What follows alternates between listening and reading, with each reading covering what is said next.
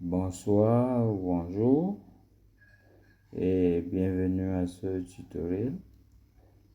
Nous allons nous intéresser, n'est-ce pas, à l'application Bible.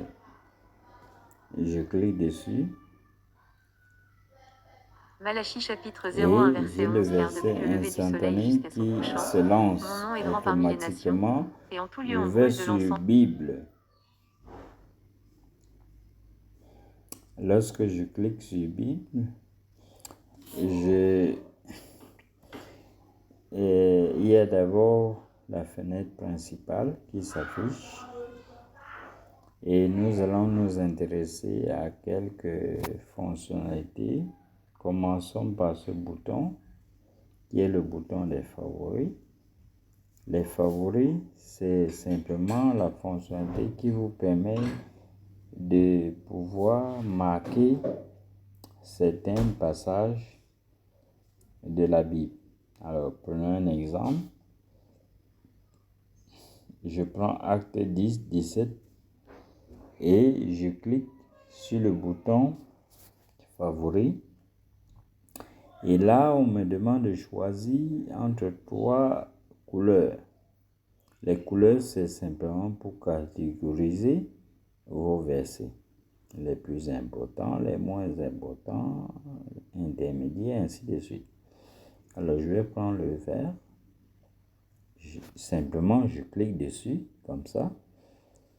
Voilà, quand je clique dessus, le passage devient vert. Et à chaque fois que ce passage sera affiché, eh bien, ce sera avec la couleur verte. Alors, allons au niveau des options du menu déroulant que voici. C'est vrai, il est petit, il est souvent caché, échappe à la vigilance quelquefois des gens, mais il est là et il comporte plusieurs sous-options qui sont des fonctionnalités. Nous allons nous intéresser d'abord aux commentaires. Alors, pour utiliser le commentaire, je sélectionne d'abord toujours un texte. Je vais sélectionner Acte 10, 17 et je vais sur mon menu déroulant. Je clique sur commentaire et je commente mon verset. Par exemple, je suis en train de commenter, je tape n'importe quoi. Voilà, j'écris bonté, par exemple, et je valide. Et je rappelle que vous devez absolument cliquer sur le bouton valider pour enregistrer votre saisie.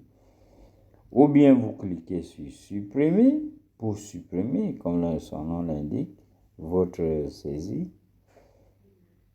Ou vous fermez. Alors, nous allons donc cliquer sur valider pour valider. Il nous dit, voulez-vous enregistrer? Je dis oui. Voilà, il a enregistré. Et vous voyez, à chaque fois que je sélectionne, vous voyez, je vais sélectionner comme ça. Voilà. Et je vais à commenter. Vous voyez qu'il m'a affiché bonté. C'est ça le but. Alors, intéressons-nous à une autre fonctionnalité. Juge chapitre 11 verset 30. Excusez-moi, j'étais sorti. Alors, je vais aller sur la fonctionnalité bloc-notes. Il est vide. Alors, je vais saisir.